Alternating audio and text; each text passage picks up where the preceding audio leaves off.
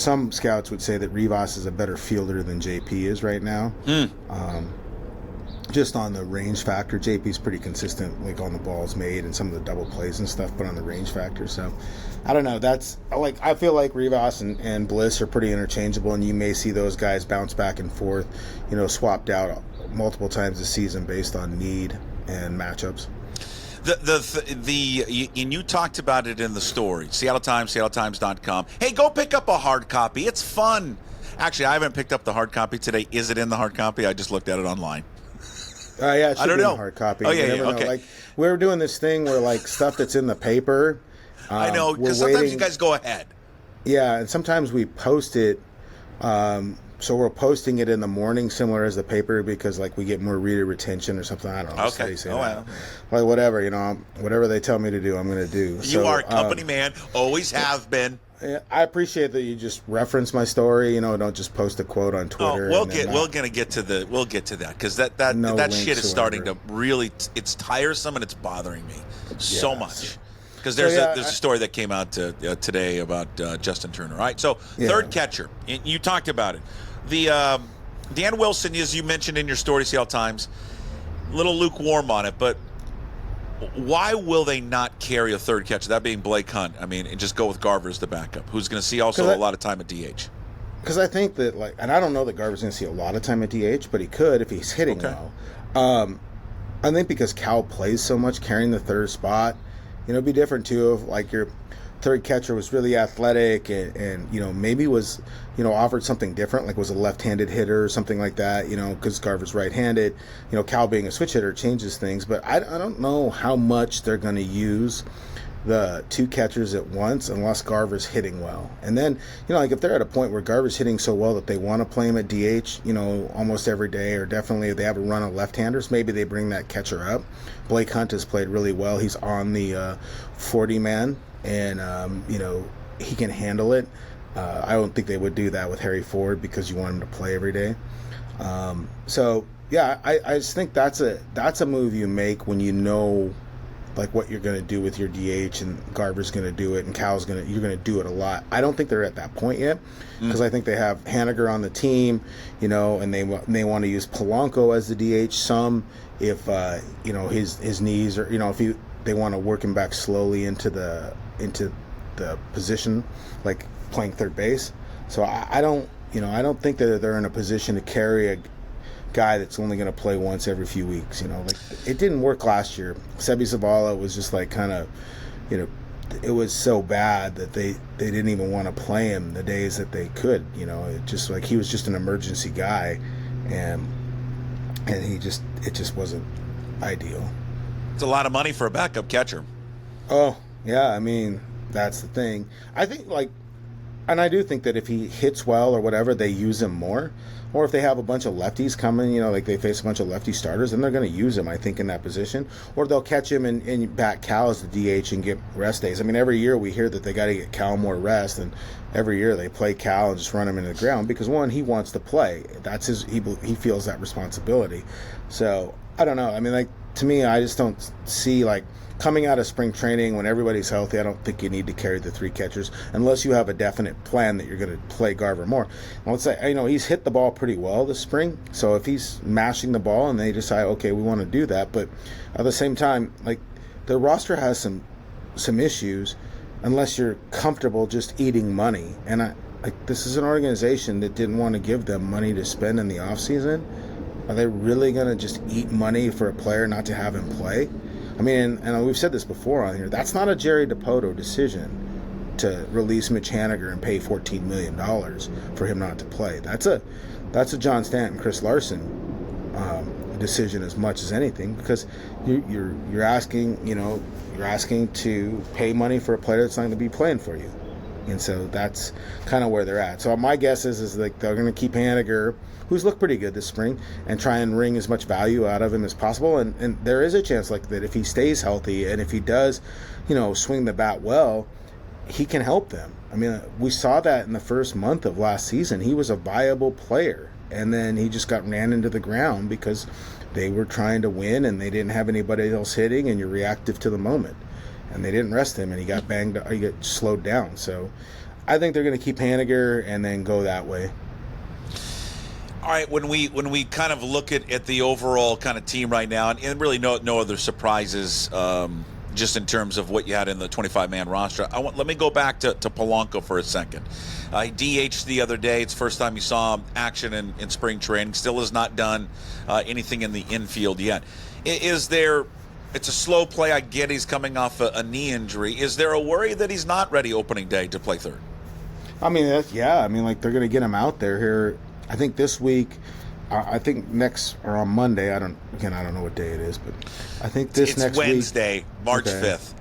This after he plays in some games, they're going to see how he reacts to playing in the games, running the bases, and then they'll start working him at third base in the full workouts. Like he's been doing defensive work, like all the fundamentals that Perry Hill does, and he takes ground balls and does their normal ground ball routine. Mm-hmm. He just doesn't do anything where he has to charge hard and stop, because that puts a lot of pressure on it. They're just trying to build up the strength around in the quad and stuff. He's been doing the running and everything else. So I think once he's cleared to do that and they see how it reacts. But, I mean, if he comes out of it, like let's say he does a full defensive workout and the next day is really sore, then they're going to dial it back. So I think that's what you have to monitor is how much, by that last week of the season, is he playing a full game at third base, and is he going to be able to post back to back?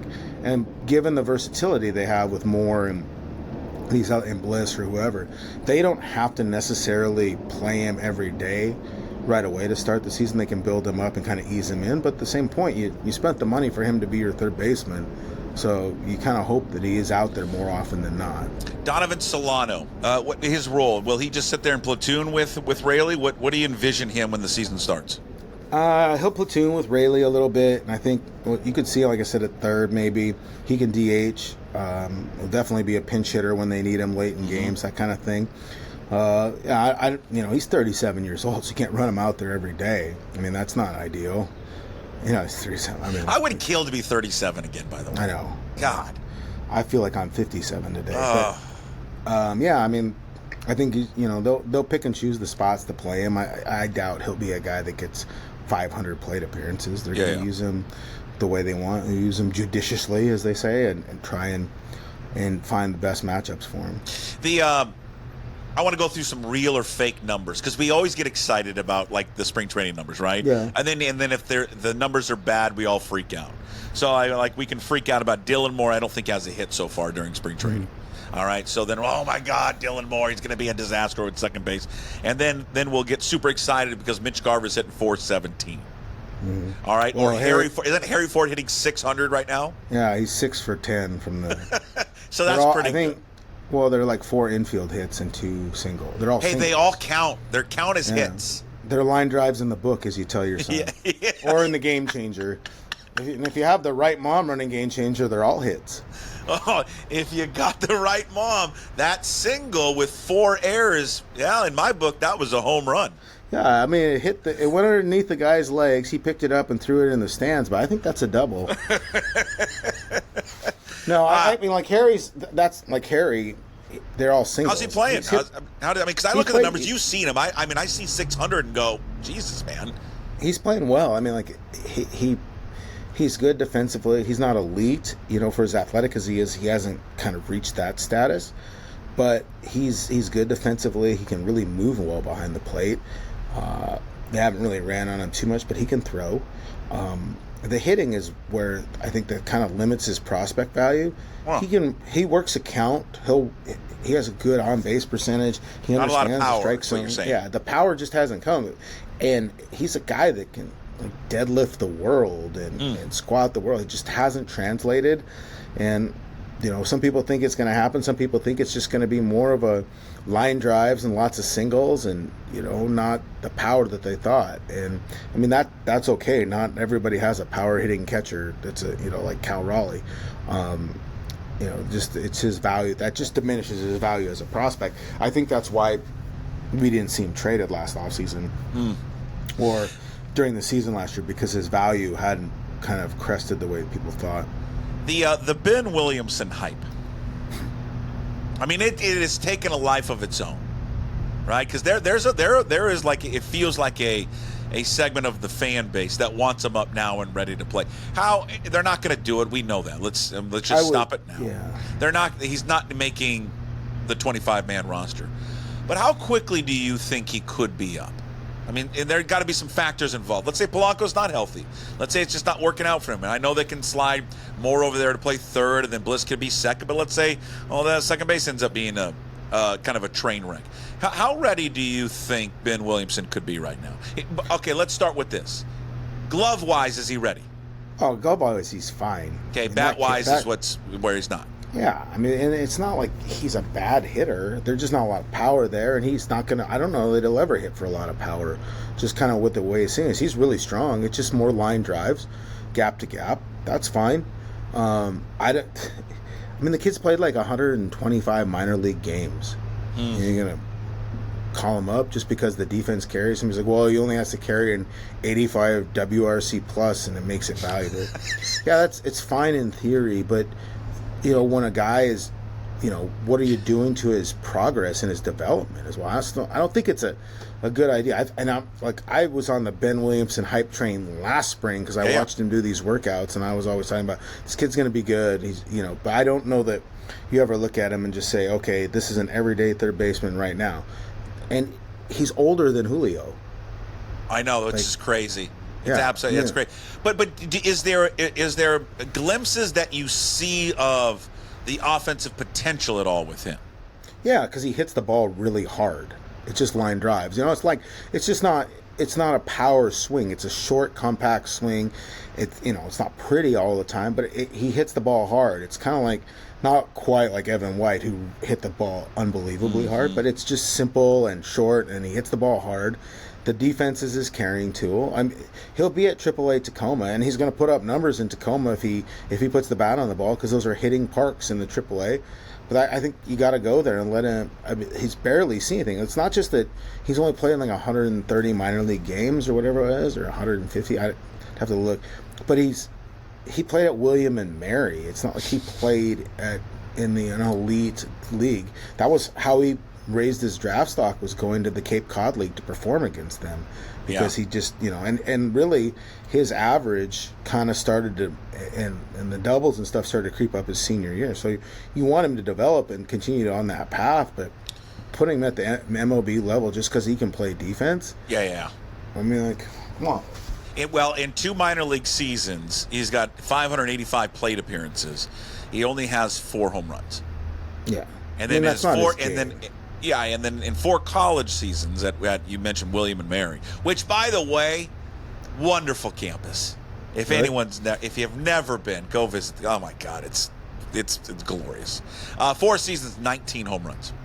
Yeah. So he's never been. The power never didn't really come till his last season anyway. So he's a really good player and he can help them, but expecting him to be the opening day third baseman or filling in for Polanco, I just think that's unrealistic. Why would you get all these other guys? Why would you get these utility guys or these guys that can play multiple positions if you can't? Can he play second base? No, he's a third baseman only. He was a shortstop and third baseman. Okay.